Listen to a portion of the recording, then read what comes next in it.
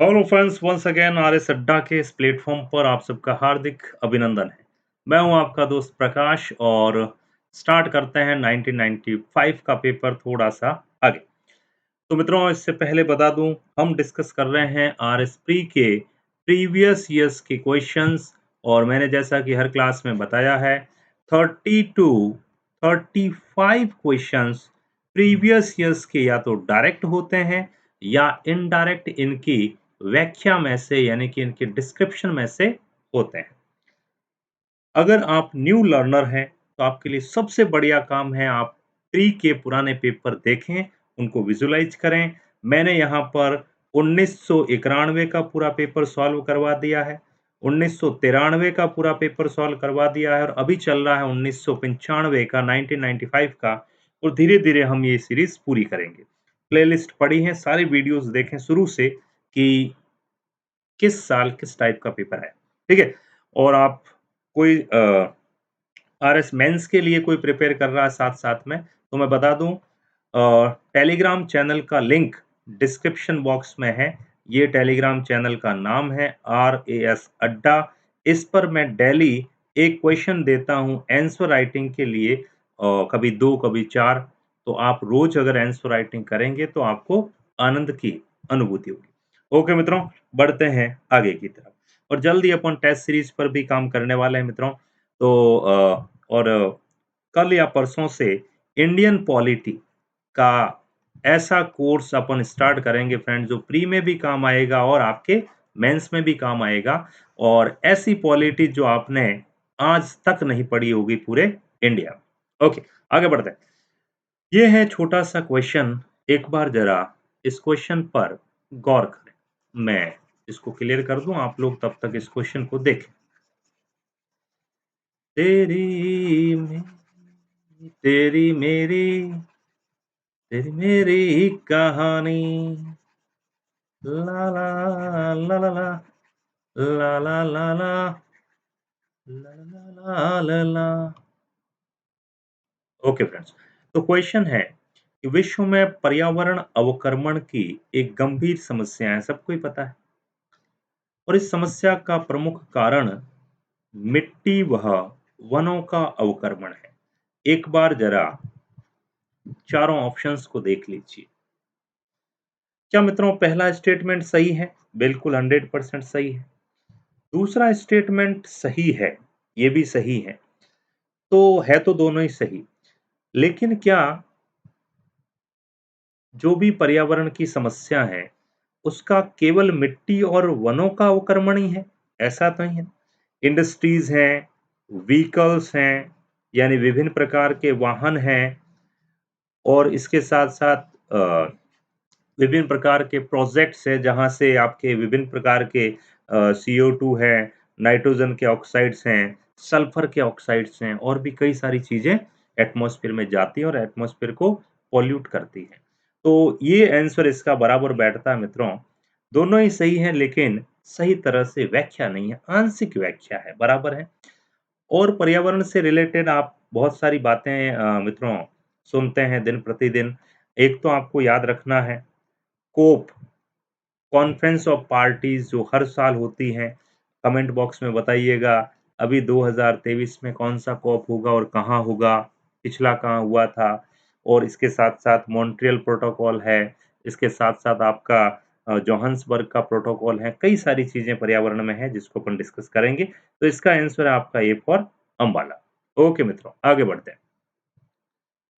ये क्वेश्चन उस समय करंट अफेयर का था तो अभी रिलेवेंट नहीं है। इस क्वेश्चन को अपन डिलीट करते हैं और क्वेश्चन नंबर 23 की तरफ बढ़ते हैं। बहुत ही प्यारा सवाल। भारत में सबसे महत्वपूर्ण लघु स्तर, लघु का मतलब है स्मॉल स्केल इंडस्ट्रीज, बिल्कुल। स्मॉल स्केल इंडस्ट्रीज कौन सी है? तो वैसे तो ये सारी ही इसमें जूट है, कागज़ हैं, ये स्मॉल स्केल ही आती हैं। बट सबसे जो इम्पोर्टेंट है फ्रेंड्स, वो है हथकरघा, हैंडलूम इंडस्ट्रीज़। तो हथकरघा उद्योग अगर मैं बात करूँ मित्रों, कुटीर उद्योगों की, कॉटेज इंडस्ट्रीज़ समझते हैं आप? कुटीर उद्योग। कुटीर उद्योग जैसे पापड़ उद्योग हैं, बढ़िया उद्योग हैं, मेहंदी उद्योग हैं, जो घरेलू स्तर पर किया जाता है। कुटीर उद्योगों में अगर मैं कहूँ सबसे ज़्यादा रोज़गार देने वाला, सबसे अधिक अगर कोई रोज़गार देता है, तो वो मित्रों यही है हथकरघा। अब हथकरघा में समझते हैं आप? वीविंग का कपड़े बुनाई का काम है या चद्दरें बनाने का काम है, तो सबसे अधिक रोज़गार कौन देता मित्रों? हथकरघा इंडस्ट्रीज़। और अगर मैं ऑल ओवर बात करूँ, तो हथकरघा इंडस्ट्रीज़ के ब्रांडिंग के लिए मित्रों, अभी एक मोदी सरकार ने एक पहल शुरू की है, जिसका नाम आपको थोड़ा ध्यान में रखना है, माई हैंडलूम, माई प्राइड। मतलब मेरा हथकरघा, मेरा गर्व। ये अभी मोदी सरकार में एक पहल स्टार्ट की गई है। और साथ ही साथ फ्रेंड्स अभी 7 अगस्त को प्रतिवर्ष हथकरघा दिवस के रूप में मनाया जाता है। हथकरघा दिवस, हैंडलूम डे के रूप में। इससे क्या होगा मित्रों? भई आज चाइना इतना आगे क्यों है? चाइना दुनिया की सेकंड जो है वो इकोनॉमी बना है, इसके पीछे इनकी कॉटेज इंडस्ट्रीज़ है। हर घर में कोई न कोई काम करता है, मतलब अपन छोटे उठते ही सुबह क्या कहते हैं, मम्मी चाय भावेगा नहीं, वहाँ ये नहीं है।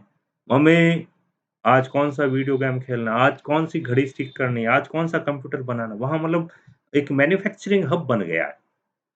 तो मित्रों 7 अगस्त को हम प्रतिवर्ष हथकरघा दिवस मनाते हैं और इसके साथ-साथ सन 2000 में हथकरघा के डेवलपमेंट के लिए पंडित दीनदयाल पंडित दीनदयाल हथकरघा प्रोत्साहन योजना भी स्टार्ट की गई। पंडित दीनदयाल हथकरघा प्रोत्साहन योजना। तो आंसर है फ्रेंड्स इसका सी फॉर कैटिंग। ठीक है मित्रों, आगे बढ़ते हैं। अगर आपको वीडियो पसंद आता है तो लाइक ज़रूर करें और थोड़ा शेयर भी करें, ताकि मेरा भी कल्याण हो सके और आपका भी कल्याण। क्योंकि मित्रों पुराने पेपर आपको किताबों में मिल तो जाएँगे। भई आप लोग नए हैं, आपको पता नहीं है कि आरएस में क्या चीज़ें हैं। होता क्या है हमारे आस-पास में देखते हैं, अरे फलाना आरएस बन गया, ढींगड़ा एसडीएम बन गया। वो आपको नहीं पता उन्होंने कितनी रगड़वाई है, पीछे से फ्लैट हो जाते बेचारे कुर्सी पे बैठ-बैठ के। तो सही डायरेक्शन में नहीं होना तो मित्रों भटकाव आता है। तो अपनी जो डायरेक्शन है मैं केवल और केवल आरएस के लिए ही एफर्ट कर रहा हूँ, बाकी किसी एग्ज़ाम के लिए नहीं। तो आपको आरएस के रिगार्डिंग जो प्योर कंटेंट मिलेगा फ्री ऑफ कॉस्ट वो इसी चैनल पे मिलना है और ब्रांडेड।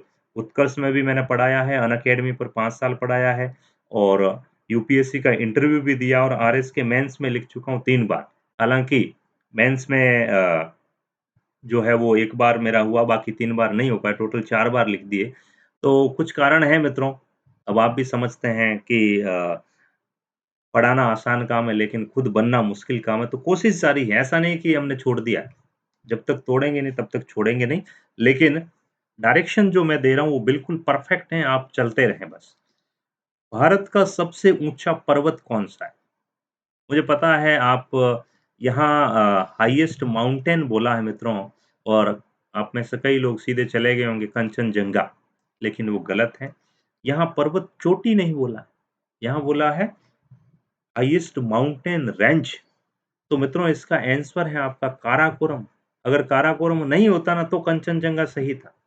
तो मैं बात करूँ मित्रों कि काराकोरम रेंज की, तो देखिए अपने ये वाला जो पोर्शन है, जस्ट अ मिनट, अभी ये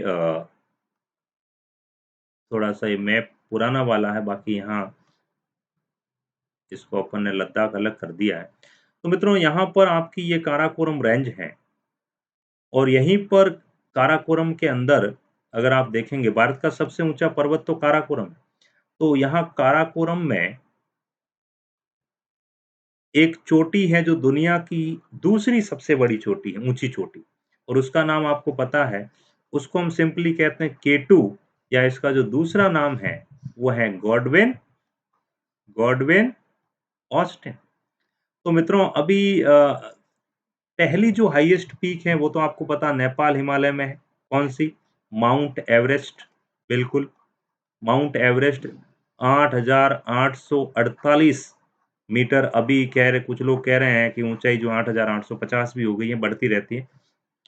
तो मित्रों दूसरी जो गॉडविन ऑस्टिन है, इसकी जो हाइट है आपकी, वो अप्रॉक्स है 8,611 मीटर। ये दूसरी हाईएस्ट पीक है। अब आप कहोगे सर तो फिर कंचनजंगा कहाँ है? तो मित्रों, कंचनजंगा बेसिकली है आपका सिक्किम में। ये जो सिक्किम दिख रहा है ना आपको, ये सिक्किम से जो नेपाल बॉर्डर टच होता है, ये पूरा का पूरा नेपाल है। तो सिक्किम के यहाँ नॉर्थ वेस्ट में, यहाँ अपने हैं कंचनजंगा। तो अभी 3 क्वेश्चन हो गए मित्रों। कंचनजंगा, कंचनजंगा कहाँ? सिक्किम में। और इसकी जो हाइट है, वो एप्रोक्स है फ्रेंड्स आपकी 8,000 एंड 598, 8 यहाँ लिख देता हूँ, 8598 मीटर। तो 3 क्वेश्चन बन गए मित्रों। भारत की सबसे ऊंची चोटी कौन सी है? तो आप कहोगे सर K2, लेकिन K2 को हम मानते नहीं। K2 को हम मानते नहीं है क्योंकि ये जो एरिया है ना, ये पीओके वाला एरिया है। भारत पाकिस्तान के बीच में क्या मित्रों? विवादित है। इसलिए अगर आपसे पूछें कि भारत की भूमि पर या भारत की मुख्य भूमि पर, मेनलैंड पर जो सबसे ऊंची चोटी है वो कौन सी है, तो फिर आप नाम कहेंगे कंचनजंगा, जो कि कहाँ पर है? सिक्किम में सिचुएटेड है। तो ये चीज आपको ध्यान में रखनी है मित्रों। और यहाँ पर आपको पता है, इस चोटी के पास में ही एक बहुत ही फेमस दर्रा है।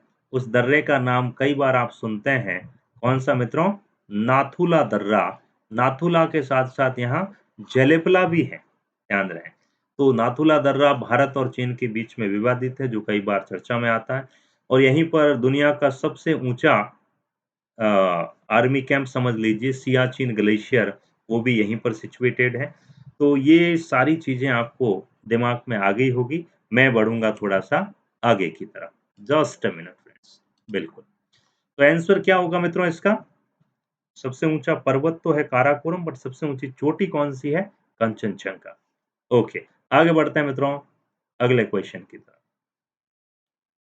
संथाल जनजाति भारत के किस हिस्से में रहती है? अब सोचो आप किस हिस्से में रहती है? एन ये लो सर।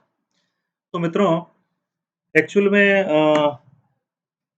इंडियन हिस्ट्री जब पढ़ते हैं तो वहाँ एक संथाल विद्रोह आता है, याद करिएगा। और आरएस प्री में 4 से 5 बार क्वेश्चन पूछा गया सीक्वेंस में संथाल विद्रोह का। तो संथाल परगना कहाँ था? हुँ,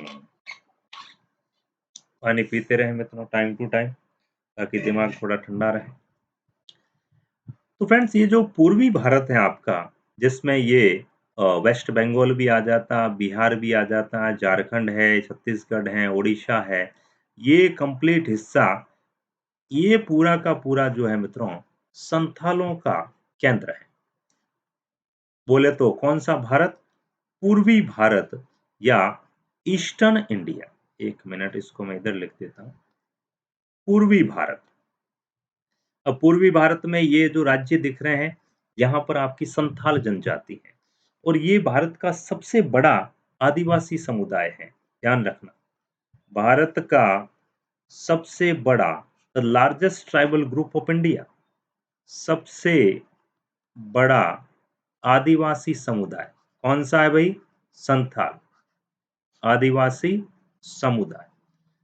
अभी ये तो समझ में आ गया कि सिंपल सी बात है। संथालों की जो भाषा है, वो भाषा कौन-सी है मित्रों? वो है संथाली। अब मैं आपसे पूछूं कि कौन-सी अनुसूची में भाषाएँ दी गई है? तो आपको पता होगा 8वीं अनुसूची जो 8th शेड्यूल है, उसके अंदर भाषाएँ हैं, टोटल लैंग्वेजेज़ कितनी हैं? 22। क्या उसमें संथाली भी है? Yes, absolutely. संथाली भाषा की जो लिपि है मित्रों, संथाली भाषा की लिपि, उसका नाम है ओल चिकी, चिकी-चिकी, ओल चिकी। ओल चिकी ये लिपि है, स्क्रिप्ट है। बढ़िया। इसके साथ-साथ जो सबसे महत्वपूर्ण बात है, सबसे इम्पोर्टेंट बात, वो ये है फ्रेंड्स कि संथालों ने विद्रोह किया था। हुआ क्या मित्रों? अ मैं उसी पर आता हूँ यहीं पर इसमें। देखिए लॉर्ड कॉर्नवालिस जो था ना, कॉर्नवालिस संहिता आपने पढ़ी है। लॉर्ड कॉर्नवालिस के समय भारत में स्थायी बंदोबस्त प्रणाली, बोले तो परमानेंट सॉल्यूशन दिया गया था जमींदारी का, स्थायी बंदोबस्त प्रणाली स्टार्ट की गई और इस स्थायी बंदोबस्त प्रणाली से सबसे ज़्यादा जो इफ़ेक्टेड हुए थे वो संथाल ही थे। तो संथालों ने 2 व्यक्तियों की लीडरशिप में, एक का नाम था सिद्धू और दूसरे का नाम था कान्हू। सिद्धू एंड कान्हू के नेतृत्व में विद्रोह किया और इस विद्रोह का नाम था क्या? संथाल विद्रोह। ये बातें हैं 1855 की, 1855 की, ध्यान रखना। हालाँकि 1856 में इस विद्रोह का दमन कर दिया गया था। तो अभी पूछते हैं सीक्वेंस में कि भई बताओ नील विद्रोह कब हुआ था? बताओ संथाल विद्रोह कब हुआ था? बताओ सैनिक विद्रोह कब हुआ था? तो अभी आपको आंसर देना है इन तीनों का सीक्वेंस बिठा करके। संथाल मैंने बता दिया, सैनिक विद्रोह का मतलब सीधा-सा है 1857 की क्रांति, ध्यान रहे। ओके मित्रों, आगे बढ़ते हैं, let's move forward. This is the next question. 26th question आपके सामने है। महानदी पर जो बांध है, उसका नाम क्या है मित्रों? वेरी सिंपल है, क्या सोच रहे हो इतना? पहले तो मुझे ये बताओ ये महानदी जो है, वो निकलती कहाँ से है? ज्योग्राफी में पढ़ा है आपने? कमेंट में बताइएगा। वही छोटा नागपुर के आसपास से निकलती हैं। तो महानदी पर सबसे जो दुनिया का सबसे लंबा बाँध, जिसका नाम क्या मित्रों? हीराकुड डैम है। तो अभी इसके बारे में थोड़ा-सा अपन देखते हैं कि पहली बात तो ये कि ये डैम जो है वो बना कहाँ है? तो फर्स्ट ऑफ ऑल मित्रों, ये उड़ीसा में एक जगह है जिसका नाम है संबलपुर और अभी अगर आपने सीईटी वाला एग्ज़ाम दिया है, तो उसमें ये जगह थी संबलपुर की। क्वेश्चन सारे क्या है मित्रों, सब मिक्स होते हैं। आपको एक लेवल पे पहुँचने के बाद में आप बिल्कुल 2 घंटे भी डेली पढ़ते हो, तो आपका एक स्टेमिना बन जाता है, कैसा भी सवाल आओ मैं फाड़ दूँगा। उस तक पहुँचने के लिए आपको इतने सारे एमसीक्यूज़ करने पड़ेंगे, कम से कम 3-4 लाख सवाल जब आपके हाथ से निकल जाएँगे, तो फिर भले कैसा ही क्वेश्चन हो। तो एक जगह है मित्रों संभलपुर या संबलपुर, इस जगह से 25 किलोमीटर डिस्टेंस पर हीराकुड बाँध बनाया गया है और संबलपुर है कहाँ? या संभलपुर कहाँ है? उड़ीसा। ये दुनिया का सबसे जो है मित्रों लंबा बाँध है, the longest dam of the world और इसकी मैं अगर लंबाई की बात करूँ, सर्वाधिक लंबा बाँध, सर्वाधिक लंबा बाँध और इसकी लेंथ की अगर मैं बात करूँ, तो ये लगभग 26 किलोमीटर लंबा है मित्रों, किसी नदी पर बना हुआ बाँध, उड़ीसा में। किस नदी पर? महानदी पर। डैम का नाम क्या? हीराकुड डैम। तो दुनिया का सबसे लंबा बाँध। अगर मैं बात करता हूँ गांधी सागर बाँध की, बताओ ज़रा, गांधी सागर बाँध तो राजस्थान हिस्ट्री में खूब पढ़ा आपने, आई मीन राजस्थान ज्योग्राफी में। तो ये मित्रों आपका कहाँ पर है? चंबल रिवर पर है, चंबल नदी पर और जगह कौन-सी है? मंदसौर। मंदसौर एमपी में, बढ़िया। और 1954 में ये बनना स्टार्ट हुआ था और 1960 में ये बन कर के तैयार हो गया, अच्छी बात है। अगर मैं बात करता हूँ भाखड़ा नांगल, तो ये फ्रेंड्स कहाँ पर है? सतलज रिवर पर है, सतलज नदी पर और सतलज नदी पर और ये दुनिया का सबसे सबसे ऊँचा ग्रेविटी डैम है, गुरुत्वीय बाँध है। सबसे ऊँचा गुरुत्वीय बाँध और इसकी जो हाइट है फ्रेंड्स वो एप्रॉक्स है 226 मीटर, 226 मीटर ऊँचा, सबसे ऊँचा ग्रेविटी डैम है कौन-सा? भाखड़ा नांगल। और बात करता हूँ मैं मित्रों तुंगभद्रा डैम की, तो तुंगभद्रा डैम मित्रों ये इसका नाम पंपा सागर डैम भी है, पंपा सागर बाँध। और ये पंपा सागर जो डैम है, ये बेसिकली है हॉसपेट विजयनगर। अब बताओ ज़रा हॉसपेट कहाँ है? हॉसपेट विजयनगर और हॉसपेट विजयनगर सिचुएटेड है बेल्लारी डिस्ट्रिक्ट कर्नाटका में। बेल्लारी डिस्ट्रिक्ट कर्नाटका में। तो अभी कितनी सारी चीज़ें आपको मिल रही है। आपको आइडिया आ गया तुंगभद्रा अच्छा कर्नाटक में भी है। कई बार क्वेश्चन पूछा गया तुंगभद्रा नदी कहाँ है? अच्छा मैं क्वेश्चन पूछ लेता हूँ। तुंगभद्रा नदी किस नदी की एक ट्रिब्यूटरी है, सहायक नदी है? कमेंट में बताइएगा दम है तो। बिल्कुल। आगे बढ़ते हैं तो इसका आंसर हो गया आपका Hirakud dam. Okay, this is the next question 27th question आपके सामने है। अब पढ़ें और मैं तब तक जलपान कर लेता हूँ। पानी पीना बेहद ज़रूरी है।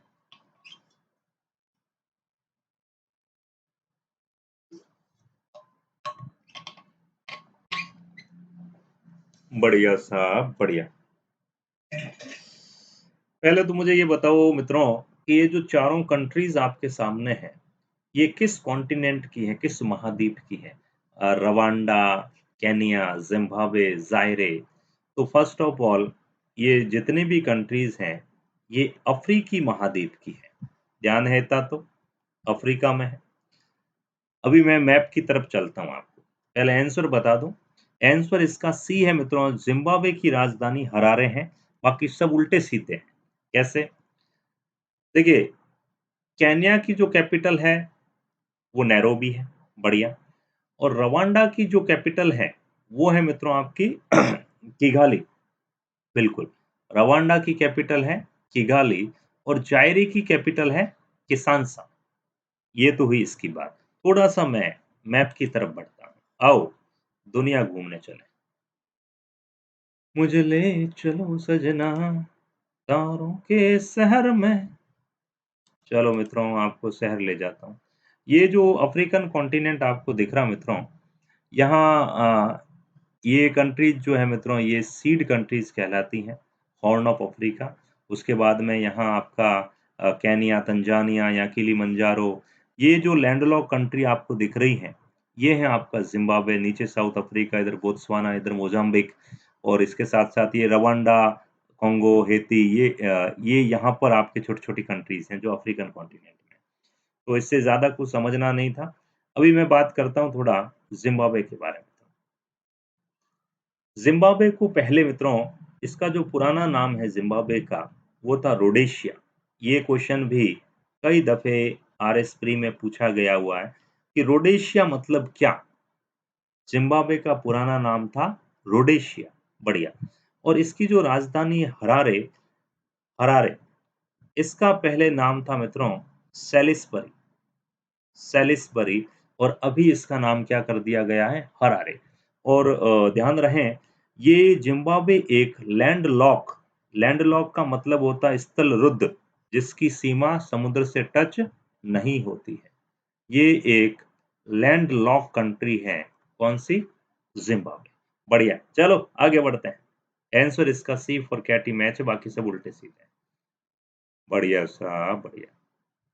अच्छा कमेंट में बताइएगा मुझे यूनेप है ना यूनेप नाम सुना होगा आपने United nation environmental fund for environmental protection तो यूनेप का मुख्यालय कहाँ पर है इनमें से कहीं एक है इनमें से नहीं पिछले क्वेश्चन क्वेश्चन नंबर 28 है कि इसमें से कौन किसके साथ जाना चाहेगा मैचिंग मैचिंग बताओ अच्छा क्वेश्चन है ये आपके वर्ल्ड ज्योग्राफी का क्वेश्चन बताओ काफी चीजें तो आपको पता है देखो अगर विश्व की छत कहें, ये तो कई बार पता है कि पामीर का पठार जो है, वो विश्व की छत कहलाता है। नियाग्रा फॉल जो है वो अमेरिका में है और अमेरिका से रिलेटेड यहाँ एक ही बात लिखी गई है, that is New York. Eiffel tower आपने कई बार पढ़ा है, अभी हमला भी हुआ था, आतंकी हमला तब। एफिल टावर है आपका पेरिस में और हज़ारों झीलों की भूमि, ये है मित्रों आपकी फ़िनलैंड। तो आंसर है फर्स्ट का आपका 3rd सेकंड का ना सॉरी फर्स्ट का 4th और सेकंड का 3rd फर्स्ट का 4th और सेकंड का 3rd B for bubbly is the perfect answer बाकी दो नहीं भी आएंगे तो आपके चल जाएगा अभी मित्रों थोड़ा सा अपन इसके बारे में देख लेते हैं पामीर का पठार कहाँ पर है अगर मैं मैप की बात करूं तो पामीर का पठार मित्रों इंडिया के ऊपर यहाँ ये देखिए यहाँ पर ये जो कंट्रीज आपको दिख रही है ना इसको कहा जाता है मध्य एशिया कौन सा एशिया मिडल एशिया और मध्य एशिया में टोटल कंट्रीज है 5 कौन-कौन सी? उज़्बेकिस्तान, ताजिकिस्तान, किर्गिस्तान, तुर्कमेनिस्तान और एक हो गया आपका उज़्बेकिस्तान, ताजिकिस्तान, किर्गिस्तान, तुर्कमेनिस्तान और एक और मैं भूल रहा हूँ उज्ब हो गया, ताज हो गया और कजाकिस्तान बिल्कुल। Kyrgyzstan and Kazakhstan. तो ये 5 कंट्रीज़ हैं जिन्हें अपन मध्य एशिया कहते हैं। तो भारत के जस्ट यहाँ पर एक पामीर की गाँठ है, जिसको अपन कहते हैं पामीर की गाँठ। इस पामीर की गाँठ से कई सारे जो है वो पर्वत निकलते हैं। चाइना की तरफ जाते हैं तो कुनलुन है, तियानसान है, इधर ये हिमालय निकल गया, इधर टॉरेंस श्रेणी है, इधर आपका सुलेमान श्रेणी, किरथर श्रेणी पाकिस्तान में, ऊपर और चलते हैं तो और भी कई माउंटेन्स आते हैं। तो पामीर की गाँठ से कई सारे चूँकि पर्वत निकलते हैं और यहाँ जो पठारी प्रदेश है, ये एक बहुत बड़ा पठारी क्षेत्र है, इसी कारण इसे दुनिया की छत कहा जाता है मित्रों। ये मध्य एशिया की जो दक्षिणी सीमा है, इसको डिसाइड करता है कौन? पामीर का। और न्यायाग्रा जलप्रपात कहाँ है मित्रों? ये आपके अमेरिका और कनाडा की जो सीमा है, अमेरिका एंड कनाडा, इनका जो बॉर्डर है, यहाँ पर एक रिवर चलती है जिसका नाम है नियाग्रा नदी। इस नदी पर सिचुएटेड है कौन-सा? कौन-सा? ये Niagara fall. And Eiffel tower ये नॉर्मल बात है और हज़ारों झीलों की भूमि फ़िनलैंड है। फ़िनलैंड की लोकेशन मैं आपको बता दूँ मित्रों, ये जो झूमता हुआ आपको दिख रहा है स्कैंडिनेवियन कंट्रीज़ यहाँ पर आपका फ़िनलैंड सिचुएटेड है, यूरोपियन कंट्री है और ये आपका कनाडा और ये आपका अमेरिका।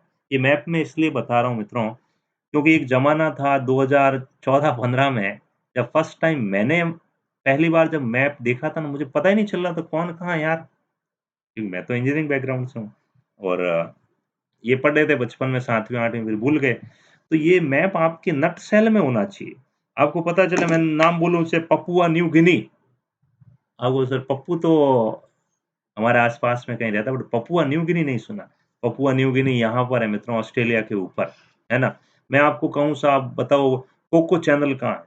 मैं आपसे पूछूँ साहब ब्राज़ील किधर है? मैं आपसे पूछूँ साहब बताओ ये मंगोलिया किधर है? तो एक पिक्चर बननी चाहिए कि हाँ भाई मंगोलिया उधर है, उससे आप कई सारे ज्योग्राफी के क्वेश्चन इस मैप से हो जाते हैं। चाहे आपको टेम्परेचर का कोई क्वेश्चन आ जाए या प्रेशर का कोई क्वेश्चन आ जाए, वर्षा का कोई क्वेश्चन आ जाए, तो उससे आप मैप को एकदम दिमाग में फिट कर लीजिए आप, बिल्कुल। तो आगे बढ़ते हैं मित्रों। This is the next question 29th question आपके सामने। आओ, बोल जा सिम सिम, कहाँ जा रहा है भाई? भारत का योजना आयोग इनमें से कैसी संस्था अभी है नहीं, ये तो पुराना क्वेश्चन था, अब ये थी हो गया है। स्वायत्त-शासी ऑटोनॉमस है, सलाहकार है, संवैधानिक है या वैधानिक है। तो जिनको थोड़ी बहुत भी जानकारी उन्हें अच्छी तरह से पता है कि ये एक एडवाइज़री बॉडी थी और ये अब नहीं है। ये अपनी जो कार्यपालिका है, इसका निर्माण करने के लिए केवल एक कार्यपालिका का ऑर्डर दिया गया था। कार्यपालिका आदेश से बनाया गया था योजना आयोग। इसके लिए ना तो कोई एक्ट बना था, ना संविधान में कोई व्यवस्था थी, सिंपल एक सरकारी आदेश था और सरकारी आदेश को वापस ले लिया मोदी जी ने, बिल्कुल। तो योजना आयोग कब बनाया गया था मित्रों?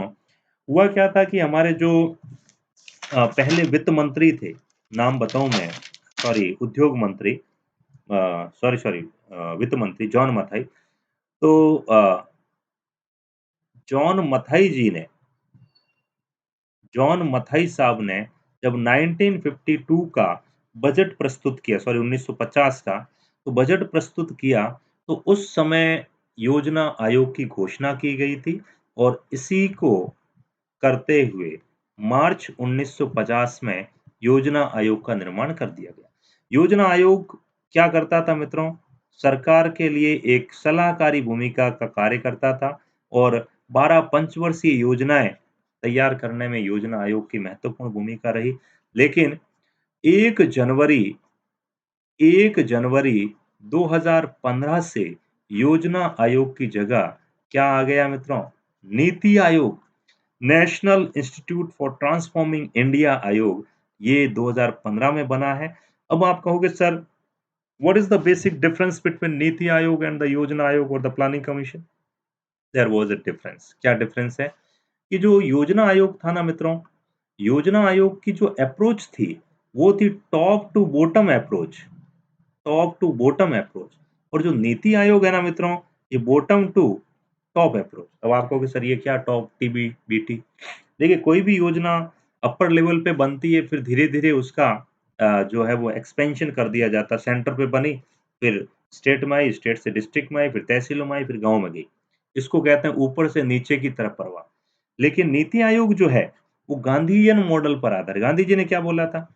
कोई भी प्रोजेक्ट पहले गाँव में इम्प्लीमेंट करो, फिर उसका प्रभाव जिलों तक ले जाओ, फिर राज्य में और फिर नेशनल लेवल पर। तो नीति आयोग इसी गांधीयन मॉडल पर आधारित है जिसकी अप्रोच बॉटम टू टॉप है। और ये कोऑपरेटिव फेडरलिज्म सहकारी संघवाद स्थापित करने के लिए सहकारी संघवाद स्थापित करने के लिए एक थिंक टैंक की भूमिका निभा रहा मित्रों। थिंक टैंक बिल्कुल सरकार को सलाह देगा। तो इसका आंसर क्या है मित्रों? ये एक सलाहकारी संस्था थी। तो क्या नीति आयोग योजना आयोग से ज़्यादा स्ट्रॉन्ग है? थोड़ा-सा स्ट्रॉन्ग है मित्रों। नीति आयोग के भी मुखिया कौन है? प्रधानमंत्री जी। योजना आयोग के भी मुखिया कौन हुआ करते थे? प्रधानमंत्री। चलो, बिल्कुल। अच्छा एक चीज़ और ध्यान रखना कि नीति आयोग जब बना तो उस समय अब ये तो पता ही है आपको नेहरू जी की अध्यक्षता में हुआ था। उस समय हमारे प्रधानमंत्री महोदय योजना आयोग की अवधि का संबंध किससे है मित्रों? इनमें से कौन-सी अवधि? सॉरी योजना अवकाश। अभी एक चीज़ ध्यान रखना यहाँ अगले आगे 2-4 क्वेश्चन और आएँगे योजना से रिलेटेड तो मैं और डिटेल से बताऊँगा। इसको कहा जाता है friends plan holiday, plan holiday और ये भी अभी कई एग्ज़ाम्स में पूछे गए हैं मतलब क्वेश्चन इतने रिपीट होते हैं ना राजस्थान के एग्ज़ाम्स में पूछो मत। तो प्लान होलिडे का क्या मतलब? इसका मतलब ये है कि ऐसा पीरियड बताओ जब पंचवर्षीय योजनाएँ लागू नहीं रही थी या उन्हें हटा दिया गया। तो फ्रेंड्स ये वह अवधि है 1966 से लेकर 1969 तक। बोले तो मैं यूँ लिख सकता हूँ 66 से 67, 67 टू 68 एंड 68 टू 69 इन 3 वर्षों में पंचवर्षीय योजना नहीं बनाई गई। 1-1 साल के प्लान बनाए गए थे। इसी कारण इस अवधि को क्या कहते हैं? Plan holiday. इस समय हमारी प्रधानमंत्री महोदया कौन थी? इंदिरा गांधी। इंदिरा गांधी। अच्छा आपसे पूछें भई ऐसा क्यों किया गया? कहाँ ज़रूरत पड़ी हमें? पंचवर्षीय योजनाएँ ना लाके हम 1-1 वर्षीय योजनाएँ क्यों लाएँ? तो सीधा-सा लॉजिक है मित्रों। 1962 में 1962 में हमारा चीन के साथ युद्ध हुआ। 1965 में हमारा पाकिस्तान के साथ युद्ध हुआ और 5 सालों में 2 युद्ध। अभी आप खुद देख लो यूक्रेन और रशिया पिछले साल भर से लड़ रहे हैं। क्या स्थिति हुई है रशियन इकोनॉमी की और यूक्रेनियन इकोनॉमी की? धराशायी हो गए पूरे। तो मित्रों इन दोनों युद्धों के कारण भारत की स्थिति ऐसी नहीं थी कि अब वो 5 साल का फंड और रेज़ कर सकें। देश की इकोनॉमी गिर रही थी, खाने को अनाज नहीं था, तभी तो शास्त्री जी ने कहा था जय जवान जय किसान 1965 की बात है। तो उन समस्त परिस्थितियों को देखते हुए जो 1966 में जब इंदिरा जी पहली बार प्रधानमंत्री बनते हैं, तो इन्होंने फिर कहा कि नहीं, हमें अभी 1-1 साल के प्लान ही लाने चाहिए, ताकि एक बार हम साउंड हो जाएँगे, तो फिर वापस हम पंचवर्षीय योजनाओं की तरफ चलेंगे। तो ये मोस्ट इम्पोर्टेंट क्वेश्चन है रे भई, लिख लेना इसको डायरी में। तो मित्रों, thank you so much, have a very, very lovely night, good night, याद रहे मेरी जो ये क्लासें आप देख रहे हैं ना, ये एक्चुअल में मैं यहाँ रिकॉर्ड करके फिर प्रीमियर लगाता हूँ, ये लाइव नहीं होती हैं। आप कमेंट करते हैं, आप सोच रहे हैं सर हमारा कमेंट पढ़ रहे हैं, रिप्लाई नहीं कर रहे हैं। तो एक्चुअली ये मैं क्लास में नहीं होता हूँ, ये रिकॉर्ड में पहले कर लेता हूँ, फिर बाद में डालता हूँ। तो मित्रों, आरएस एग्ज़ाम से रिलेटेड और भी कुछ पूछना हो, आपको डेली आंसर राइटिंग से जुड़ना हो, तो मेरा टेलीग्राम चैनल का लिंक डिस्क्रिप्शन बॉक्स में पड़ा है। 9950496952 ये मेरा व्हाट्सएप ग्रुप नंबर है। आप इस पर भी कनेक्ट हो सकते हैं। इंस्टाग्राम पर भी मुझसे कनेक्ट हो सकते हैं, फेसबुक पर कनेक्ट हो सकते हैं। जैसे कनेक्ट होना है हो जाएँ। मिल बैठेंगे 2 यार आप मैं और आरएस और क्या। तो मित्रों इस बार आरएस हमें निकालना ही है डू और डाई किसी भी सूरत में, बिल्कुल ताबड़तोड़ तरीके से हमें एफर्ट मारना है। Okay, bye bye, take care.